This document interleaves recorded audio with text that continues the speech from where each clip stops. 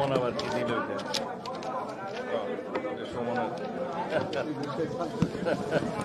সুমনের দাবি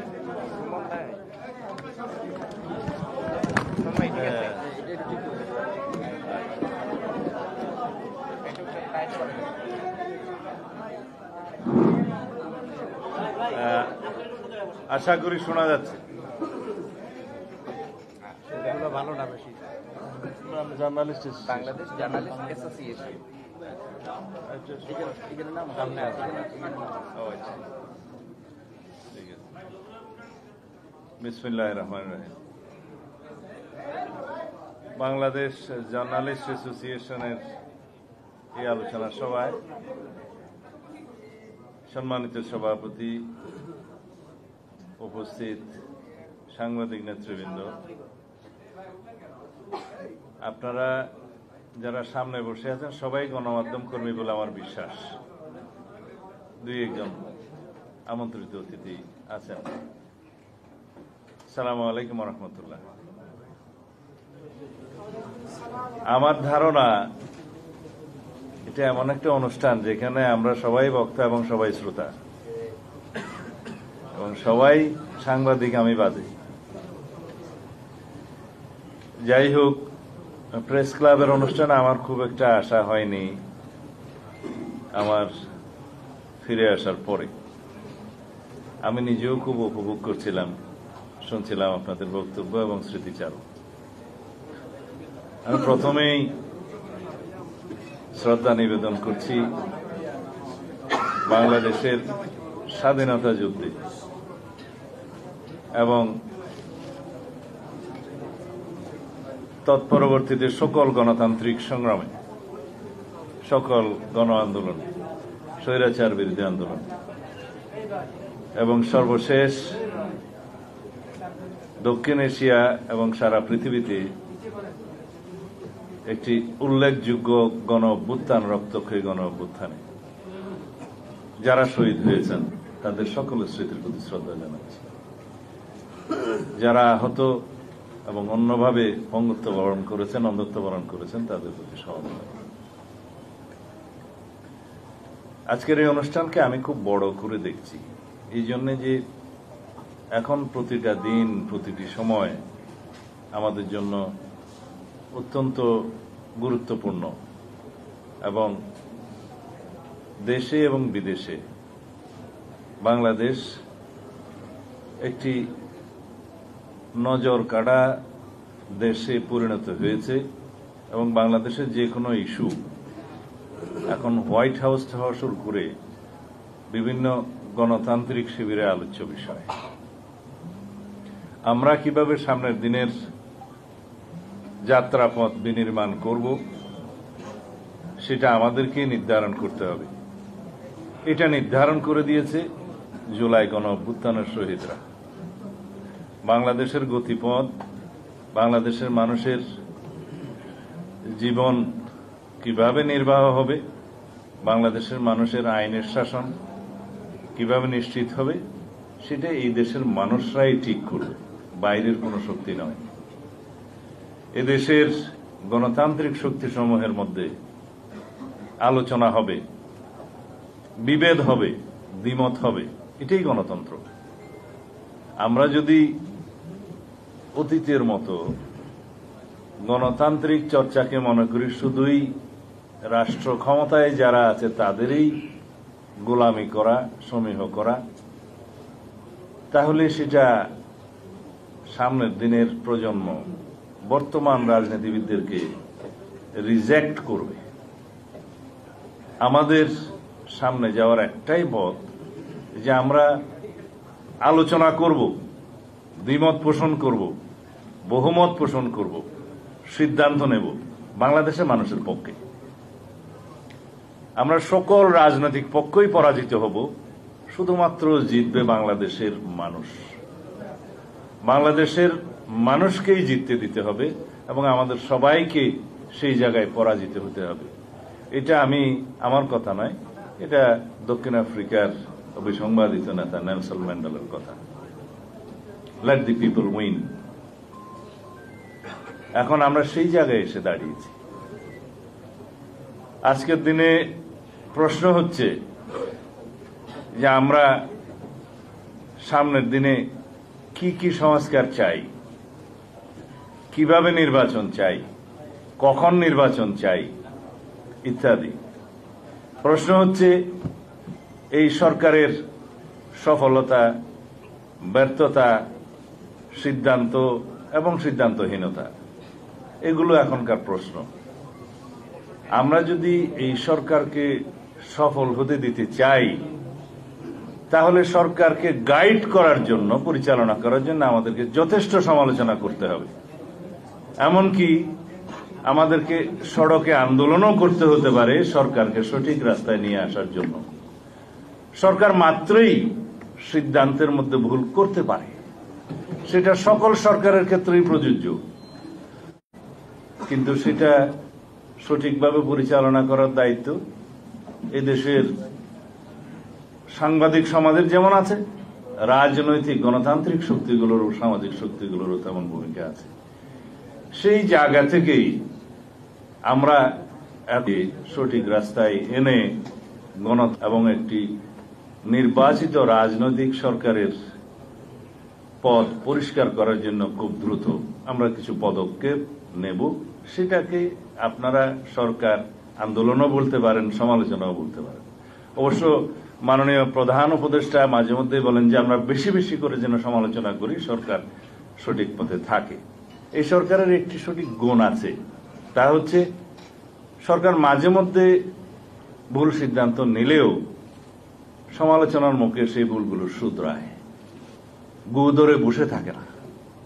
এবং সরকার যখন ভুল শুধরায় তখনই মনে করতে হবে এই সরকার জনগণের সরকার। সেই জন্য আমি আজকে এখানে কিছু কথা বলতে চাই। সেই কথাগুলো হচ্ছে, নির্বাচন যদি বিলম্বিত হয়, সেই সময়গুলো আপনারা কেন বিলম্বিত করবেন সেই যৌক্তিকতা জনগণের সামনে তুলে ধরতে হবে। ইতিমধ্যে 6 মাস পার হয়েছে। সংস্কার কমিশনগুলো রিপোর্ট প্রদান করেছে সরকারের কাছে। সেই রিপোর্টের উপর ভিত্তি করে রাজনৈতিক দলগুলোর সাথে, সামাজিক শক্তিগুলো এবং বিশেষজ্ঞদের সাথে কথা বলার কথা। রিপোর্ট প্রদানের পরে প্রায় 14 দিন 15 দিন পার হয়ে গেছে।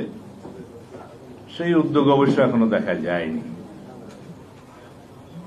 আমি আশা করি খুব শীঘ্রই আপনারা যে সমস্ত বিষয়গুলো রাজনৈতিক দল এবং বিশেষজ্ঞজন এবং সামাজিক শক্তিসমূহ ঐক্যমত পোষণ করতে পারে, সেগুলো আগে চিহ্নিত করুন সংস্কারের মধ্যে। সংস্কার কমিশন রিপোর্টগুলো অত্যন্ত সুন্দর, বুঝলাম, কিন্তু সকল বিষয়গুলো কি ওখানে এসছে? অবশ্যই না। আবার কিছু বিষয় কি অতিরিক্ত এসছে? অবশ্যই হ্যাঁ। আর কিছু বিষয় কি এসছে এরকম যেগুলো বাস্তবায়ন করা যাবে না, ইউটোপিয়ান আইডিয়াস, এবং যে সমস্ত বিষয়গুলো এসছে যে বাংলাদেশের রাজনৈতিক কালচারে এবং সামাজিক কালচারে যায় না, সেই বিষয়গুলো আমাদেরকে চিন্তা করতে হবে। কারণ যারা আপনারা সংস্কার কমিশনে বসছেন, আপনারাও ইনসান, মানুষ। আপনাদের যে সঠিক সকল বক্তব্য এবং রিকমেন্ডেশন 100% সঠিক হবে এমন কোন নিশ্চয়তা অবশ্যই নাই। সেই জন্যই আলোচনা। আমি যেমন বলতে চাই, কনস্টিটিউশন রিফর্মস কমিশন যে রিপোর্টগুলো দিয়েছে, তার মধ্যে প্রথমে একটি উল্লেখযোগ্য জিনিস লক্ষ্য করলাম। সংবিধানের প্রিয়াম্বলে, তার প্রস্তাবনায় 1971 সালের মুক্তিযুদ্ধের সাথে একই প্রায় জুলাই গণ অভ্যুত্থানের বিষয়টি নিয়ে আসা হয়েছে। কিন্তু স্বাধীনতা যুদ্ধের সাথে স্বাধীনতা পরবর্তী কোন ঘটনায় কি একই কাতারে গণ্য করা যায়? এটা বিবেচনায় আনতে হবে। জুলাই ঘোষণাপত্র, বৈষম্য বিরোধী ছাত্র আন্দোলন এবং গণ অধিকার পরিষদ, জাতীয় নাগরিক কমিটি, বৈষম্য বিরোধী ছাত্র আন্দোলন এবং জাতীয় নাগরিক কমিটির পক্ষ থেকে জুলাই ঘোষণাপত্র দেওয়ার জন্য তারা কর্মসূচি দিয়েছিলেন। পরবর্তীতে সরকারের মধ্যস্থতায় রাজনৈতিক দলসমূহের সাথে আলোচনার একটা ব্যবস্থা করা হয়েছে। এখানে জুলাই গণ অভ্যুত্থানের স্বীকৃতি মানুষ দিয়েছে, দিতে হবে, কিন্তু ঘোষণাপত্রে কি জিনিস থাকবে সেই ঘোষণাপত্রের আসলে আমাদেরকে চিন্তা করতে হবে। মানে we need to determine the constitutionality of the July declaration first. তারা যেটা দাবি করছে এটা প্রয়োজন কতটুকু আছে কিনা, থাকলে কোথায় রাখবেন, প্রিয়াম্বল নাকি শিডিউল, কোথায়? যখন ট্রানজিশনাল পিরিয়ড থাকে, যখন কোন কনস্টিটিউশন কার্যকর থাকে না, যখন স্বাধীনতা যুদ্ধের মতো পরিস্থিতিতে নতুন রাষ্ট্র জন্ম হয়, বিনির্মাণ হয়, পরবর্তীতে কনস্টিটিউশন বিনির্মাণের আগ পর্যন্ত সেই সময়গুলোকে ক্রান্তিকালীন বা ট্রানজিশনাল পিরিয়ড বলা হয়। আবার যখন সংবিধান স্থগিত থাকে, সেই সংবিধান পুনরুজ্জীবিত না হওয়া পর্যন্ত যে সমস্ত ঘোষণা দিয়ে, অর্ডার্স দিয়ে, প্রোক্লেমেশন দিয়ে রাষ্ট্র পরিচালনা করা হয়, সেগুলো ট্রানজিশনাল এবং ইমার্জেন্সি এই প্রভিশনস হিসেবে ধরা হয়। এগুলো সবগুলোর জায়গা থাকে ঐতিহ্যগতভাবে, কনভেনশনালি এন্ড ট্রেডিশনালি তফসিলের মধ্যে, শিডিউল। আমাদের দেশে যেমন আছে আমাদের কনস্টিটিউশনের ৪র্থ তফসিলে, সেখানে জায়গা দেওয়া যায় কিনা, যে প্রিয়েম্বলে স্বাধীনতার যুদ্ধের কথা বলা থাকবে, সেখানে তার সমকক্ষ অন্য কিছুকে রাখা আমার মনে হয় এটা বিস্তর আলোচনা এবং বিবেচনার দাবি রাখে। আমরা অবশ্যই সকল শহীদ যারা জুলাই গণ অভ্যুত্থানে নতুন বাংলাদেশের জন্য রক্ত দিয়েছে, তাদের রক্তকে সম্মান করতে হবে। তাদের আকাঙ্ক্ষা, জন আকাঙ্ক্ষা বাংলাদেশে যেটা সৃষ্টি হয়েছে, সেই আকাঙ্ক্ষাকে আমরা ঊর্ধ্বে তুলে ধরে এই জাতিকে এগিয়ে নিয়ে যেতে হবে। এবং এই ফ্যাসিবাদ বিরোধী যে জাতীয় ঐক্য গঠিত হয়েছে, সৃষ্টি হয়েছে, সেটাকে আমরা যতদিন ধরে রাখতে পারি ততদিনই ফ্যাসিবাদ এই দেশে জন্ম নেবে না। যদি আমরা সেই জাতীয় ঐক্যকে ধরে রেখে বাংলাদেশের আগামী দিনগুলো, যেই দিন প্রজন্মের পর প্রজন্ম বাংলাদেশের এই আকাঙ্ক্ষাকে ধারণ করবে, সেই দিনগুলো যদি আমরা ধরে রাখতে পারি, এই আকাঙ্ক্ষাকে নতুন বাংলাদেশ বিনির্মাণের, শক্তিশালী গণতান্ত্রিক রাষ্ট্র বিনির্মাণের, বৈষম্যহীন সাম্যের বাংলাদেশ বিনির্মাণের এই আকাঙ্ক্ষাকে যদি আমরা ধরে রাখতে পারি, ইনশাআল্লাহ এই দেশ, এই জাতি এগিয়ে যাবে।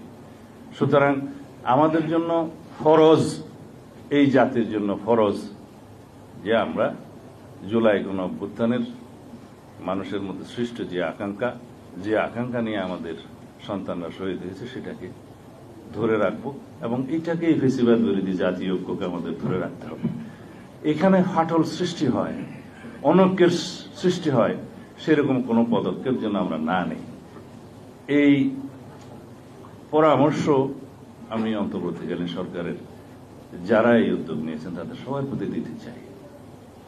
আমরা এখন বিভিন্নভাবে, বিচ্ছিন্নভাবে কথা বলছি।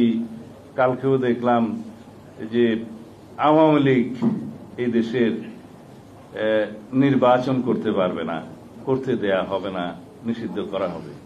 এই বিষয়ে তো আমরা পরিষ্কার বলেছি যে বাংলাদেশের জনগণ নির্ধারণ করবে যেই দল ফ্যাসিবাদী চরিত্রে বাংলাদেশে গণহত্যা চালিয়েছে, মানবতা বিরোধী অপরাধের জন্য যেই দল দায়ী, যেই দলের নির্ধারিত সরকার দায়ী, অনির্বাচিত হলেও শেখ হাসিনা আওয়ামী লীগের সভানেত্রী হিসেবে প্রধানমন্ত্রিত্ব করেছেন অনির্বাচিত সরকারের, অবৈধ সরকার, তার সিদ্ধান্তে এবং আওয়ামী লীগের রাজনৈতিক সিদ্ধান্তে এই দেশে গণহত্যা এবং মানবতা বিরোধী অপরাধ হয়েছে। সুতরাং ব্যক্তির সাথে সেই সংগঠনেরও তো বিচার করতে হবে।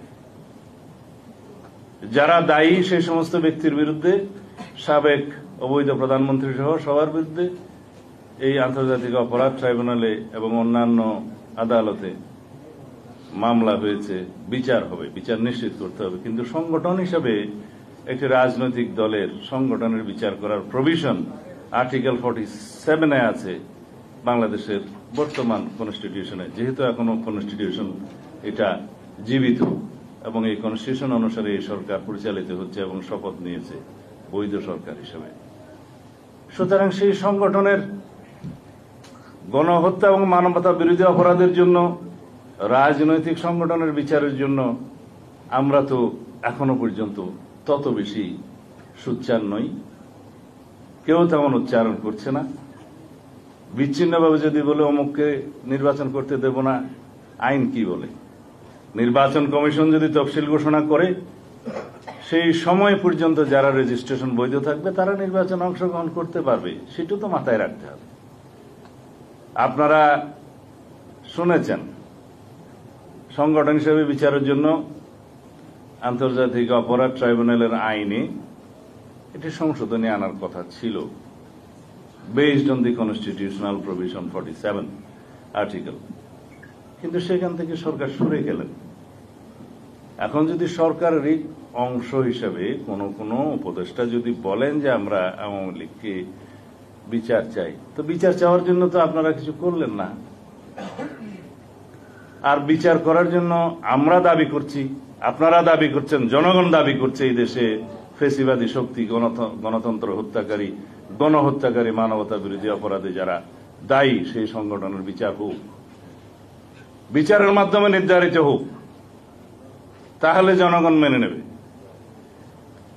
আরেকটি বিষয়, আমরা যখন বলি জনগণ নির্ধারণ করবে, জনগণ কিভাবে নির্ধারণ করে? জনগণ হচ্ছে কনস্টিটিউশনাল প্রভিশন অনুসারে আমাদের দেশে রাষ্ট্রের সকল ক্ষমতার উৎস, মালিক, রাষ্ট্রের মালিকানা। এখানেই হচ্ছে সুপ্রিমেসি অব দি কনস্টিটিউশন। সেই মালিকানা তারা প্রয়োগ করে তাদের প্রতিনিধি নির্বাচনের মধ্য দিয়ে। সার্বভৌম শক্তির প্রতিনিধিত্ব হয় নির্বাচিত প্রতিনিধির মাধ্যমে। তারা সার্বভৌম পার্লামেন্টে এসে, পার্লামেন্টের সার্বভৌমত্ব হয় ওই জনগণের প্রতিনিধির কারণে। সেখানে তারা সার্বভৌমত্বের কথা বলে এবং ওইটাই একমাত্র হাউস যেখানে যা কিছুই আপনি আলোচনা করেন আদালতে বিচার করা যায় না, মামলা দায়ের করা যায় না। এটা সার্বভৌমত্বের বহিঃপ্রকাশের জায়গা। সুতরাং জনগণ নির্ধারণ করবে তো সেই পার্লামেন্টের মধ্য দিয়ে, সেই সার্বভৌম জায়গার মধ্য দিয়ে। তো সেই সার্বভৌমত্বের প্রতিনিধিত্বের নির্বাচনের ব্যবস্থাটা আগে করুন, সেখানে সব আলোচনা হবে। সমস্ত সরকারের সমস্ত সংস্কার কমিশনের রিপোর্টগুলো, যে সমস্ত রিপোর্টগুলো ঐক্যমত হবে সকল সংশ্লিষ্ট স্টেক হোল্ডারদের মধ্যে আলোচনার মধ্য দিয়ে, রাজনৈতিক দলসমূহ এবং গণতান্ত্রিক অন্যান্য সামাজিক শক্তি সহ বিশেষজ্ঞ সহ যারা একমত পোষণ করবেন, সেই সংস্কার প্রস্তাবগুলো বাস্তবায়নে তো কোনো বাধা নেই। কিন্তু সেই সংস্কার প্রস্তাবগুলো, সেই সুপারিশগুলো বাস্তবায়নের জন্য ফোরাম কি? একমাত্র উপযুক্ত ফোরাম হচ্ছে সেই সার্বভৌম প্রতিনিধিত্বকারী সংসদ। আমাদেরকে বুঝতে হবে, এখন সবাই একটা জিনিস বুঝে এসেছে যে কনস্টিটিউশন রিরাইটিং এর যে সমস্ত প্রস্তাব আলোচনা আগে হতো সেখানে কেউ নেই। সবাই সংশোধনী প্রস্তাব দিয়েছে, বিস্তর সংশোধনী প্রস্তাব দিয়েছে। কার? বিদ্যমান কনস্টিটিউশনের। যে কনস্টিটিউশনের আর্টিকেল 106 অনুসারে আপনারা শপথ নিয়েছেন অন্তর্বর্তীকালীন সরকার, সেই সংশোধনী, সেই সংবিধানকে তো আপনাদের এগিয়ে নিয়ে যেতে হবে সংশোধনী না হওয়া পর্যন্ত। কারণ অর্ডিন্যান্সের মাধ্যমে তো আর কনস্টিটিউশন সংশোধন করা যায় না। আমরা ঐকমত পোষণ করব যে সমস্ত ক্ষেত্রে, অবশ্যই কিছু কিছু ক্ষেত্র থাকবে যেখানে দ্বিমত থাকতেই পারে। সেই ঐকমতের জায়গাগুলো আমরা ঐকমত পোষণ করে জাতির কাছে প্রতিশ্রুতি দিয়ে, অতীতেও এরকম নজির আছে, এবং সেই প্রতিশ্রুতিগুলো নির্বাচনে ম্যানিফেস্টোতে রিফ্লেকশন করে তারপরে আমরা একটি নির্বাচিত সংসদে যে সেটা ডিসাইড করি সবাই আলাপ আলোচনার মধ্য দিয়ে। কারণ আমাদের বিএনপি কর্তৃক গত 2023 সালে যে 31 দফা আমরা জাতির সামনে প্রস্তাব করেছিলাম, তার মধ্যে সমস্ত সংস্কার প্রস্তাব কমিশনগুলোর কথা আমরা নিজেরা বলেছি। সৌভাগ্যক্রমে সেটা আগেই ইন্টারিম গভর্নমেন্ট গঠিত হওয়ার কারণে তাদের কাজ হয়ে গিয়েছে, আমরা সবাই সহযোগিতা করছি। তো এই সময় আমাদের সামনে একটাই গুরুত্বপূর্ণ এবং জরুরি সর্বোচ্চ প্রশ্ন হচ্ছে যে আমরা ঐক্যমতের ভিত্তিতে ফ্যাসিবাদ বিরোধী জাতীয় ঐক্য ধরে রেখে সমস্ত সংস্থার প্রস্তাবগুলো আমরা আলোচনা করব। আমরা কিছু জায়গায় দ্বিমত হব এবং আমি বিশ্বাস করি অধিকাংশ জায়গায় আমরা একমত হব, এবং সেগুলো আমরা দ্রুত বাস্তবায়নের জন্য অগ্রাধিকার নির্ধারণ করি। কিছু সংস্কার আমাদেরকে বাস্তবায়নের জন্য দীর্ঘমেয়াদে পরিকল্পনা করতে হবে, কিছু মধ্যমেয়াদে পরিকল্পনা করতে হবে, কিন্তু জাতীয় সংসদ নির্বাচনের জন্য স্বল্প মেয়াদী জরুরি অগ্রাধিকার ভিত্তিক সংস্কারগুলো আমরা নির্ধারণ করে তারপরে আমরা একটা সঠিক সময়ে নির্বাচনে যাই। যে নির্বাচনের সময়টা আমরা আমাদের দলের পক্ষ থেকে বলেছি জুলাই আগস্ট হচ্ছে একটি যৌক্তিক সময়, এবং আমি এটা সবাই এটা আবেগ থেকে বলেছি যে 5ই আগস্ট হতে পারে আপনাদের সেই উপযুক্ত সময়। কারণ নির্বাচন আয়োজন করতে গেলে কত সময় লাগবে আমরা জানি, কারণ আমরা অনেকবার সরকারে ছিলাম, অনেকবার বিরোধী দলে ছিলাম, এই নির্বাচনী প্রক্রিয়ার মধ্যে দিয়ে আছি বিগত 40-45 বছর যাব। সেই জায়গা থেকে বলেছি যে নির্বাচনের জন্য প্রয়োজনীয় ভোটার তালিকা, অন্যান্য কিছু ডিলিমিটেশন এবং নির্বাচন আইনগুলোর সংস্কার, এগুলো আইনি বিষয় এবং প্রাতিষ্ঠানিক বিষয়গুলো খুব অল্প সময়ের ভিতরে সমাপ্ত করা সম্ভব, আমাদের সেই অভিজ্ঞতা আছে। সেই হিসাবে বলেছি যেই তারিখে ফ্যাসিবাদের পতন হয়েছে, যেই তারিখে দক্ষিণ এশিয়া এবং পৃথিবীর মধ্যে একটি উল্লেখযোগ্য স্মরণীয় গণ অভ্যুত্থান হয়েছে, যেই তারিখকে মানুষ মনের মধ্যে হৃদয়ে ধারণ করে সারা জাতি, সেই তারিখকে আরো স্মরণীয় করুন এবং নিজেরাও স্মরণীয় হয়ে থাকুন 5ই আগস্ট যদি পারেন। এটা আমার প্রস্তাব না, এটা বিভিন্ন জনের মধ্যে এটা আলোচনা হয়েছে, হয়তো প্রস্তাবটা আমি দিয়েছিলাম। এখন বিষয় আসে যে এই সময়ের ভিতরে নির্বাচন হলে কারো কারো রাজনৈতিক দল গঠন করে নির্বাচনে অংশগ্রহণ করা হয়তো একটু কষ্টকর হতে পারে, আমরা জানি, কিন্তু রাজনৈতিক দল গঠন করার জন্য রাজনৈতিক প্রক্রিয়ার মধ্য দিয়ে জনগণের সামনে আবির্ভূত হওয়া উত্তম। স্বাভাবিক রাজনৈতিক প্রক্রিয়ার মধ্য দিয়ে একটি গণতান্ত্রিক রাজনৈতিক দলের যদি আত্মপ্রকাশ হয়, সেটা আমরাও স্বাগত জানাবো, জনগণও স্বাগত জানাবে। আসুক, এখন নির্বাচিত হওয়ার জন্য যদি বিভিন্ন কৌশলে সরকারের সমস্ত শক্তিকে প্রয়োগ করতে হয়, সেটা ফ্যাসিবাদকে আবার দোষারোপ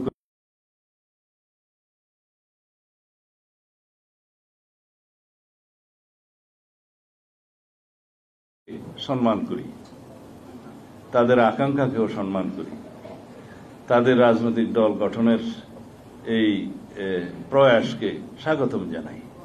কিন্তু এই বিষয়গুলো যেগুলো আলোচনা করলাম, এগুলো বিবেচনায় নিতে হবে। আমরা সামনের দিকে এগিয়ে যেতে চাই অতি অবশ্যই ঐক্যকে ধরে রেখে। ফ্যাসিবাদ বিরোধী জাতীয় ঐক্য আমাদের এখন প্রাণ শক্তি। এই জাতির, এই দেশের সামনে এগিয়ে যাওয়ার একমাত্র প্রাণ শক্তি হচ্ছে ফ্যাসিবাদ বিরোধী জাতীয় ঐক্য। এই ঐক্যকে সারা জীবন আমাদের ধারণ করে যেতে হবে, যাতে বাংলাদেশের জনগণের সামনে কোনো সময় কোন সংসদীয় এবং সাংবিধানিক ফুয়েরার সৃষ্টি না হয়, একনায়কতন্ত্রের সৃষ্টি না হয়। সেই জন্য আমাদের এই চেতনা, এই আকাঙ্ক্ষাকে, এই ঐক্যকে ধরে রাখতে হবে, এই জাতীয় ঐক্যকে। যারা শেখ হাসিনা সংবিধান পরিবর্তন করে একটা সাংবিধানিক একনায়কতান্ত্রিক রাষ্ট্র, একদলীয় রাষ্ট্র বিনির্মাণের আয়োজন প্রায় চূড়ান্ত করে ফেলেছিলেন, যেখানে সংসদীয় একনায়কতন্ত্রের বৈধতা দেওয়ার জন্য তারা প্রায় 2-4টা আসন বাদে সব আসন নিয়ে নিয়েছিলেন। সেই জায়গা থেকে আমরা সেই জায়গায় যাতে আমাদের কোনোদিন আর ফেরত না যেতে হয়, সেই জন্য একটি চূড়ান্ত গণতান্ত্রিক সাংবিধানিক সংস্কার আমাদের করে যেতে হবে, যাতে সংসদীয় এক নায়কতন্ত্র বা সাংবিধানিক এক নায়কতান্ত্রিক রাষ্ট্র বিনির্মাণের স্বপ্ন ভবিষ্যতেও যাতে কেউ না দেখতে পারে। আমি বোধহয় অনেকগুলো কঠিন কঠিন কথা বলে ফেলতেছি, আমার বাংলা ইংরেজি কোনোটাই সঠিকভাবে আমি বলতে পারি না। অনেক বছর বিদেশে থাকার কারণে আমার একটু অসুবিধা হয়ে গেছে, আপনারা ক্ষমা সুন্দর দৃষ্টিতে দেখবেন বলে আশা করি আর কি। তো যাই হোক, একটা কথা বলে আপনাদের আর বেশি সময় না নিয়ে আমি শেষ করব। সাংবাদিক সমাজের 5 জন শহীদ হয়েছেন গত গণ অভ্যুত্থানে। প্রত্যেকের নাম এখানে একটা কাগজ দিয়েছে, আমার কাছে আছে। আপনারা জানেন সারা পৃথিবীতে সাংবাদিকতা পেশা একটি ঝুঁকিপূর্ণ পেশা, কিন্তু অত্যন্ত সম্মানিত পেশা। এই পেশার সাথে আপনারা যারা জড়িত আছেন, তারা যদি বিবেক বিক্রি করে দেয়, সেই জাতির কপালে দুঃখ থাকে। সেই দুঃখের মধ্যেই আমরা পড়েছিলাম। বিগত 16 বছরে ফ্যাসিস্ট হাসিনা যদি রাষ্ট্র শাসন ফ্যাসিবাদী কায়দায় করে থাকে, তার মধ্যে গণমাধ্যমের ভূমিকা ছিল অনেক বেশি। এই গণমাধ্যমের মালিকরা বিভিন্ন বিজনেস হাউসের মালিক হওয়ার কারণে তারা সরকারের সমালোচনা, সরকারের বিরুদ্ধে কোনো নিউজ, কোনো পদক্ষেপ তারা নিতে দেয়নি। যদিও সংবাদকর্মীদের আপনারা প্রায় সকলেই গণতান্ত্রিক প্রক্রিয়ার পক্ষে ছিলেন, কিন্তু আপনাদের হাত পা বাঁধা ছিল। আমরা জানি গত আন্দোলনে, গত গণ অভ্যুত্থানে অনেক সাংবাদিক যারা তাদের মাথা বিক্রি করে দিয়েছেন আগে, তারা ছাড়া অধিকাংশ সংবাদকর্মী এই গণ অভ্যুত্থানে সহায়তাকারী শক্তি হিসেবে কাজ করেছেন। আপনাদের তথ্য নিয়ে আন্দোলনকারীরা আন্দোলন সঠিকভাবে পরিচালনা করেছেন।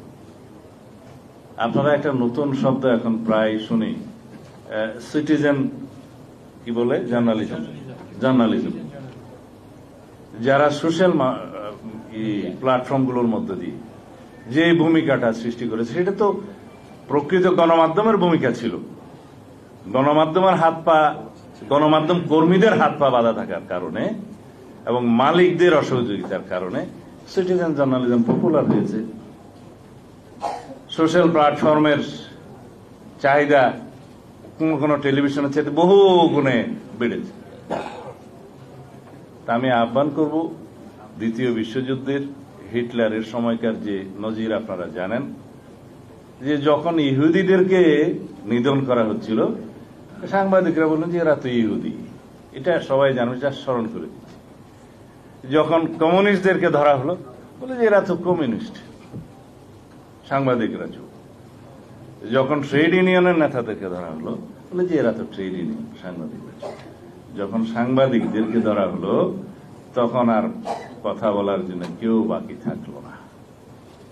আমাদের দেশে যাতে সাংবাদিকরা এটা মনে রেখে এই জাতির কাছে তাদের দায়বদ্ধতা, সামাজিক দায়বদ্ধতা এবং মনের দায়বদ্ধতা নিজের মধ্যে ধারণ করে এই রাষ্ট্র বিনির্মাণের জন্য, এই জাতি বিনির্মাণের জন্য, শক্তিশালী গণতান্ত্রিক রাষ্ট্র বিনির্মাণের জন্য আপনারা কাজ করবেন এবং হিটলারের ওই ইতিহাসটাকে আপনারা স্মরণ করবেন যে সাংবাদিকদের ভূমিকা না থাকার কারণে দ্বিতীয় বিশ্বযুদ্ধ সংঘটিত হওয়ার মতো একটা ঘটনা হয়ে গেছে। তো বন্ধুগণ, আমি এত জ্ঞানী মানুষ নই আপনাদেরকে জ্ঞান দেওয়ার জন্য, শুধু এইটুকু বলবো, ভুল ভ্রান্তি সংবাদ মাধ্যমের থাকে, ভুল ভ্রান্তি সংবাদ কর্মীদের থাকবে, গণমাধ্যম কর্মীদের থাকবে, কিন্তু সেটা যেন আমরা শুধরে নেওয়ার চেষ্টা করি।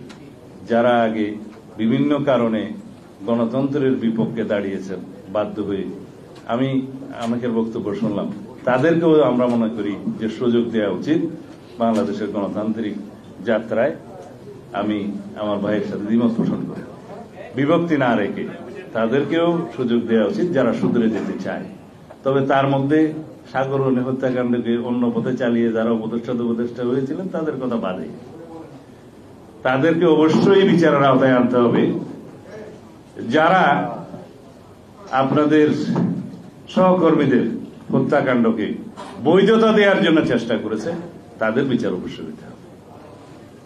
বাংলাদেশে গণতন্ত্র হত্যার জন্য, গণহত্যার জন্য যারা সহযোগিতা করেছেন সেই জাতীয় গণমাধ্যম কর্মী আপনারা চিহ্নিত করুন, তাদেরও বিচার করতে হবে। কিন্তু যারা অসহায়, নিচের দিকে চাকরির জন্য বিভিন্ন কারণে বাধ্য হয়ে হয়তোবা কিছু কিছু ভূমিকা রেখেছেন, তাদেরকে একটু সুযোগ দেওয়া উচিত।